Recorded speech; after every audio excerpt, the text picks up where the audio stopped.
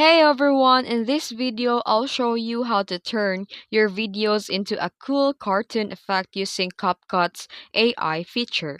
Let's get started. First, open the CapCut and tap a new project. Import the video or image that you want to edit. Here, tap on your video clip into the timeline and from the bottom toolbar, scroll and tap Style. Here you'll find options like cartoon, 3D cartoon, comic style, AI painting, and more. Tap the one that you like and CapCut will automatically process your video. You can also adjust it and enhance. You can mix it with other contrast, brightness, saturations, and more. You can also add a background music or text to complete your edit.